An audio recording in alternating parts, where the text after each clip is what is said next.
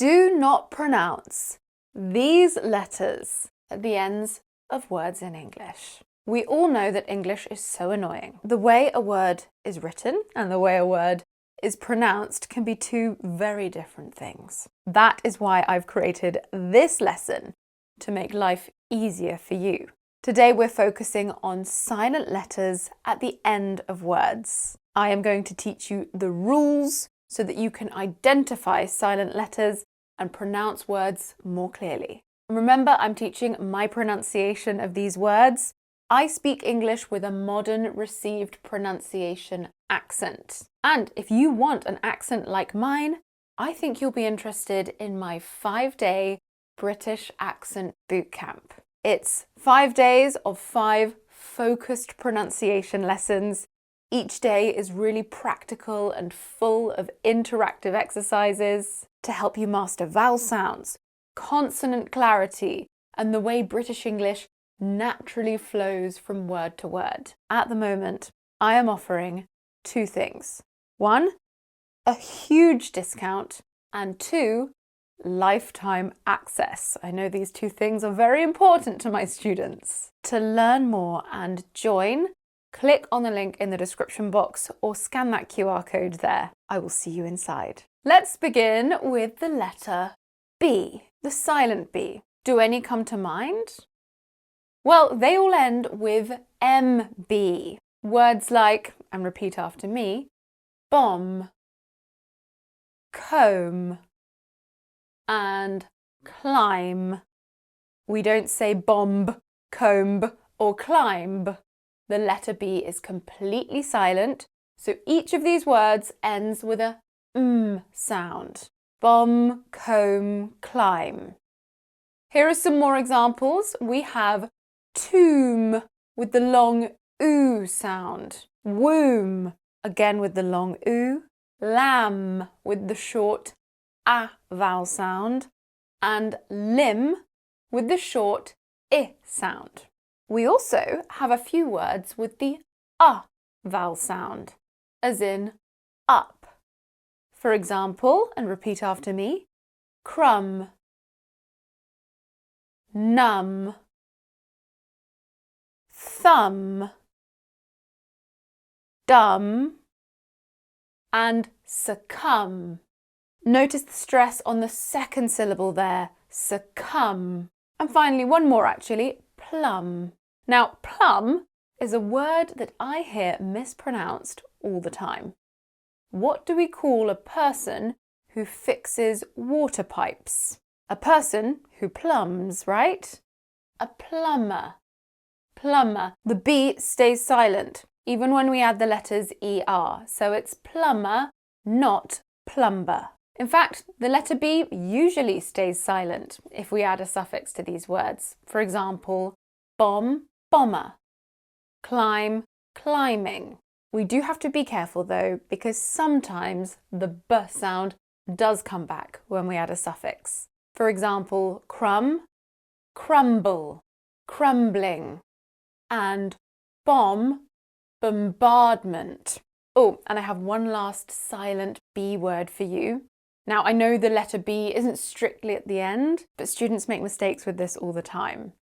It's this word. Doubt. Never pronounce the B here. Doubt, not daubed, which is hard to say. It's much easier to say without the B. Doubt. Let's move on to the silent E at the end of words. What do all of these words have in common? Well, the E that appears at the end of these words isn't exactly silent, it's magic. Yeah, this E can have magical powers. We do genuinely call it the magic E. It changes the vowel sound before it, so it's pronounced like the letter of the alphabet, as in A, E, I, O, and U. Notice how the vowel sound changes when we add an E to these words. Tap, tape, hid, hide, rob, robe, cub, cube, Now, the magic E doesn't always work, but treat it as a guide. It can help you figure out the pronunciation of many words that end with E. Now, the E has no magical powers with these next words. Never pronounce the E at the end of VE words like have, love, and give. ME words normally have a silent E too. For example, welcome and handsome. Now notice the silent D in the middle there, handsome, not handsome. Be careful with these exceptions though. Epitome and gimme, the informal contraction of give me, both end in E. There's also this word that causes a lot of confusion. What do we call the instructions you use to help you cook something? It's a recipe, not receipt or recipe. Another exception is the word anime, which ends with the A diphthong. Next, we have the silent H at the end of words. In English, the H sound can't come at the end of a word. The letters AH are usually just pronounced as a schwa, like in the names Sarah, Hannah, Noah, and Mika.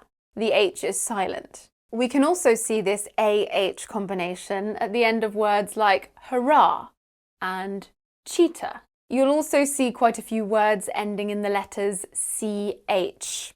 Here, the H isn't technically silent. Instead, it combines with the letter C to make a K sound, like in stomach, patriarch, and monarch. Interestingly, all of these words have come to English via Latin from Greek. Next, we have the silent N. Never pronounce the letter N at the end of words like damn, hymn, solemn, condemn, autumn, and column. These words all end in the letters MN, but just finish with a sound. And remember, be careful when adding a suffix to these words because sometimes the silent N reappears. For example, autumn, autumnal, column, columnist. Although a lot of people prefer to just say columnist. It's technically columnist, but columnist is very common. Use whichever works best for you. There's only one word that ends with a silent P, and it's a word with French origins, coup. Coup. It's also silent in the phrase coup d'état. Notice the silent T at the end there too. More on silent T's soon. Let's practice the silent H, N, and P words now. Shadow me, or listen, pause, and repeat after me. Sarah wrote a solemn column this autumn condemning the patriarch's coup d'état. Did you notice the silent T at the end of coup d'état? More on that soon. Now for the silent R at the end of words. Well, in my modern received pronunciation accent, all R's are silent at the end of words, like in guitar, tower, and armour. I only pronounce the letter R before a vowel sound. I've made a whole video on this. I've put a link in the description. Check it out if you're still not sure about the silent R. Next up is the silent S at the end of words. We have a few words from French that end in a silent S. We have a few nouns like debris or débris, corps, faux pas, and rendezvous. Take care with these nouns. Even though debris ends with a silent S, it's an uncountable noun. Corps, faux pas, and rendezvous are all countable, but don't change their spelling in the plural. But we do pronounce the S when they're plural, and each plural is pronounced with the voiced Z sound. Cause, faux pas, and rendezvous.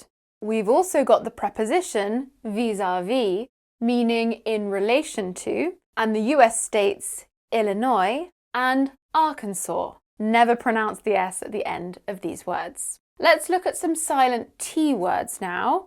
Continuing with the French theme, never pronounce the letter T at the end of these words.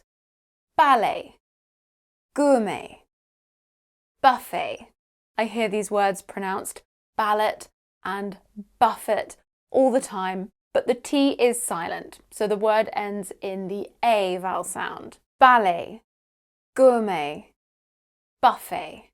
Some people do choose to pronounce the T in buffet, buffet. It's not very common. You will find it in some dictionaries. Some more A words are crochet and chalet. And then we also have depot and rapport. Time to practice the silent R, S and T at the end of words. Shadow me or repeat after me. The ballet dancer from Arkansas made a faux pas when he forgot to prepare gourmet sandwiches for the buffet. We don't really have any silent U words, but we do have a lot of words ending in a silent UE. Words like league and colleague, rogue and vague. Also catalogue and dialogue. In these words, the letters G and U combine to make a G sound. The letters UE are silent, so they all end with a G sound. In fact, catalogue and dialogue both end with the letter G in North American spelling, just like this. We also have tongue that ends with the ng sound. Tongue. We have a couple of words with a silent X at the end. Shoe. Yes, it sounds like a shoe you put on your foot, but this is a kind of pastry. Faux, as in fake, and faux pas, and you guessed it, they are French. And finally, just one silent Z word. Chez. Chez. This is another French word we use in English, meaning at the house of. Let's practice those silent letters now. Shadow me or repeat after me. She thanked her colleague for the choux pastry with a faux smile.